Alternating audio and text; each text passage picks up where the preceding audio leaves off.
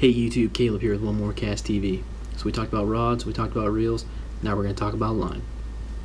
We're going to make this a short, quick, simple, easy video. What do you need to go into the store and look for? Tons of lines out there, we're not going over all of them. We're talking about line that you need for trout, why you're going to use one type over the other, and that's that.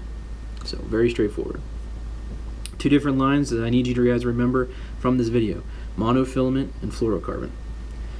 Fluorocarbon line or monofilament line.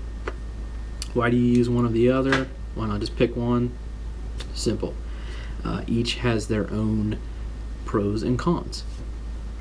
Fluorocarbon, typically the line that you're going to see on every one of my reels for the most part.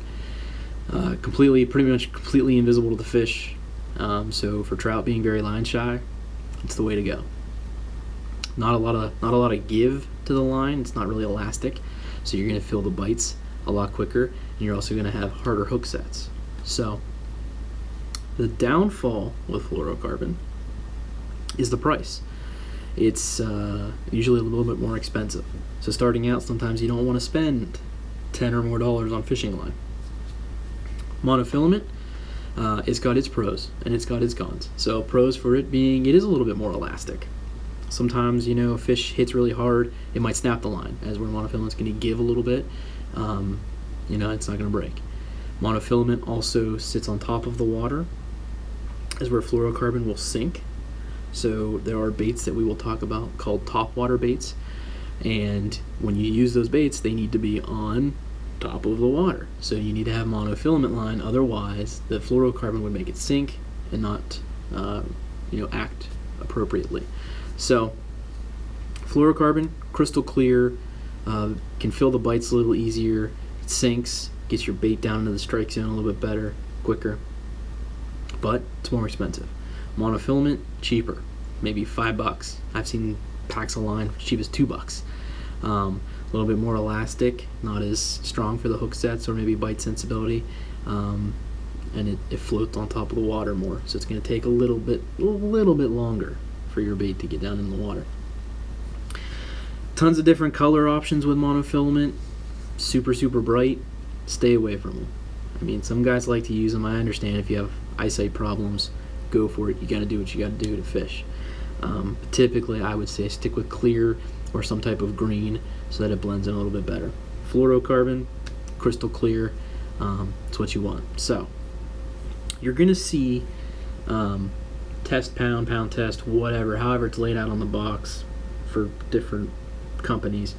The smaller the number, the less it's going to be able to take. Simple as that. So 2 pound test is going to break pretty easily, but it's going to be very thin. So on days where it's crystal clear in the water, maybe the water's really low, the trout are going to see the line, you're going to have to use 2 pound test. I typically stick between 4 and 6 pound test fluorocarbon. Doesn't have to be P-line, whatever you guys can afford.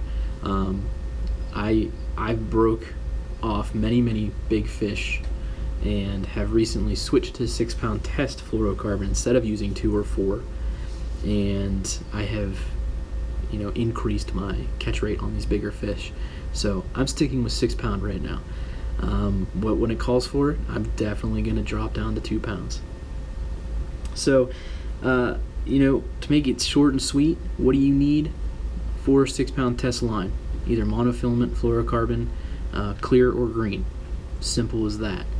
Not much more to it. And if you remember from our other videos, that 2 to 6 pound range is where we needed to be for our rod and our reel to act, as one together the best that they can. So all this stuff usually matches up. You just have to know where to look for it and how to look for it. So if you guys have any questions from any of the other videos I've done, this one, whatever, just please comment, private message me, do whatever you got to do. I am willing to help with whatever. I'm not claiming to be a professional by any means, so there are things that maybe I will say that somebody else will say them differently, and that's fine. I'm here to give you guys a simple, easy approach to get yourself out there and start fishing. When we need to get into the nitty-gritty details of all this extra stuff, we definitely will. For now, 2 to 6 pound test line, 2 to 6 pound test rod, 2 to 6 pound test reel. Pick one up. If you guys don't know how to spool, I will have a video on that coming up shortly. But typically most places will spool it for you. If you go to a sporting goods place instead of Walmart, not bashing Walmart, but at least not mine, they don't have a real spooling station. Gander Mountain, Cabela's, those more dicks, they have a real spooling station where they put the line on for you. You don't even have to worry about doing it. I like to put my own on. Everybody has their own preference. So I will have a video on that. The next video to look out for, I'm going to talk about different tackle, so hooks, sinkers, weights, bobbers, or strike indicators, whatever you want to call them. I'm going to go over all that stuff, and then we'll get into baits, and we'll get you guys out there ready for the season here as it comes up shortly.